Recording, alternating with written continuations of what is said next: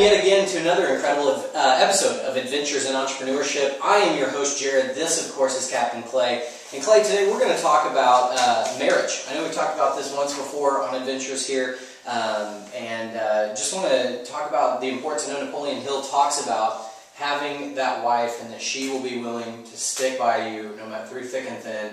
Even if you fail, she will be there with you to start over again. Why don't you expound a little bit for us? I know you've been married for 10 years now. Yeah, 10 years. I'm almost to get married, and so Friday. Friday. Hey, no need to RSVP, just show up. So why don't you just tell us a little bit here through business and all the hours that you put in, but yet still maintaining time for your wife and keeping your relationship with your wife fresh and thriving. Well, and I'm going to be real with you. I feel, I'm going to talk about it because I think it's important to talk about it, but I want you to know I feel extremely underqualified to be an expert in this area. But I think it's important we talk about it and hopefully it just gets you thinking. Hopefully it gets you thinking.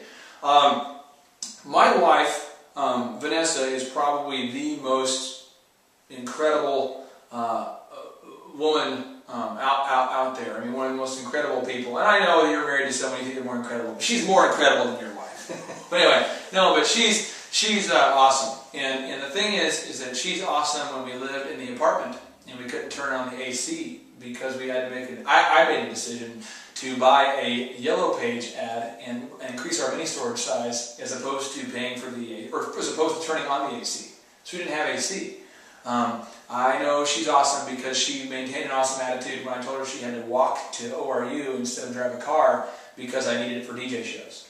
I knew she was awesome because like 4 days after we got engaged or 3 days after we got engaged, we bought about $10,000 of equipment from Guitar Center and we loaded it into our Mazda MPV and we could fit all of the gear and we just put it all in just right. We could fit it all in there, but we couldn't fit her in. So she had to sit with a gig rig on her lap, one of these large molded plastic pieces, all the way from Minnesota to Tulsa, 12 hours. And I know that my wife's been tested in that area and she's always remained true, and I will tell you that she's awesome. So really she should be the one giving this lesson. But I'm going to tell you that when you find a wife who's great, you end up having a happy life. They always say if you have he finds a good wife, has a happy life, or something like that. What I'm saying is that you need to find a spouse that can encourage you as you go through this stuff. Because when you start a company, man, I mean, it's not fun getting audited. It's not fun having an employee, steal your information, try to compete with you. It's not fun getting sued. It's not having an employee. A lot of times you run your business the best you can and you have an employee do something crazy. I think of a Christian school a while back that had one of their employees do something extremely inappropriate with a student, and the school just shut down and lost its whole reputation because of the actions of one moron. Your spouse is there to encourage you during that time and say, you know what, we're going to come back, we can do this. And you just have to find an incredible spouse. And I would tell you this, if you're already married and your spouse is not that incredible, it's probably because you're not incredible and they reflect that back to you. But if you're not married, don't marry somebody unless you know that they're okay with where you're going and they're okay to go there with you. You need to be able to look them in the eye and say, here's the deal. We're probably going to be poor for an extended period of time, and your life will always be it'll always be changing, and the foundation's always moving under you, and we're always doing things, and there's extreme ups and downs, and I'm going to have a dynamic life because I'm an entrepreneur, which is code for meaning I'm a man with my hair on fire all the time. So you need to find that spouse who can encourage you. Now, as far as finding time, for me, what I do is I try to get home. I do a training with Farmers Insurance, so I leave home at 5 every day. But I try to be home at like 5 o'clock.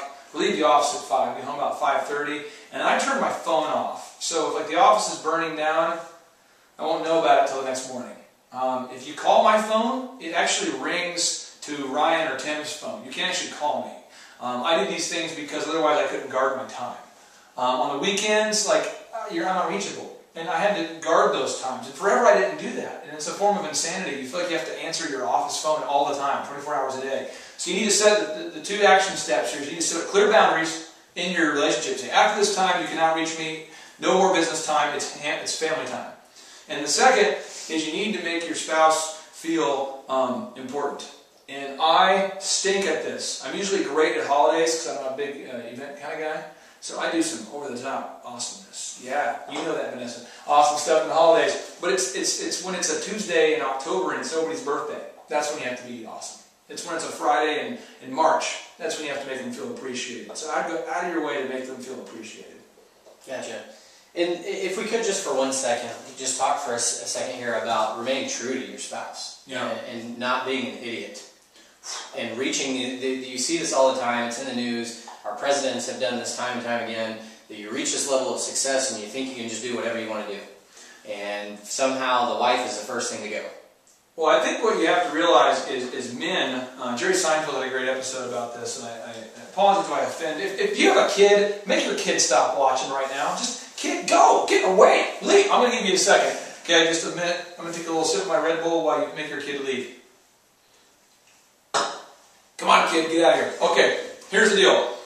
Men, as a general rule, think with their penis and then justify with their mind. Women think with their mind and then yell at the penis. So I'm just telling you, if you're a man, make sure that your penis is not making decisions. Just, penis, stop making decisions. That's what has to happen. I don't have anything more to tell you. I don't think there is anything more to say. It's so true. Don't make a decision, just make a decision with his head. That's all you got to know. Go to the zoo, watch monkeys. They don't actually use their mind, they can't reason. But watch the kind of primal activity they engage in. That's what a lot of men are doing. You know, that's what a lot of men what we do. We got to make sure that we are not being primal. We got to make sure that we are living with principle. And that's the difference between humans and other beings, is that we have a rational mind, and God gave us the ability to make decisions. And I personally wish He didn't give me the ability to make decisions, so I wouldn't make bad ones. But we have decisions, making power. So there you have it. Thank you for tuning in today to Adventures in Entrepreneurship. Of course, I'm Jared. This is Clay. You can leave your comments on our Facebook page, our YouTube channel. You can always email Clay directly at clay@makeyourlifeepic.com. Clay, anything you want to send us off with today? I'm working on a new theme song for the show, and it's going to need a lot of cowbell. And so if you have a cowbell, you're watching this, you want to mail in a cowbell to us, you know, that would be really appreciated. But stay tuned, and I think it's going to be a game changer when you see the cowbell in action. That's what we got for you today.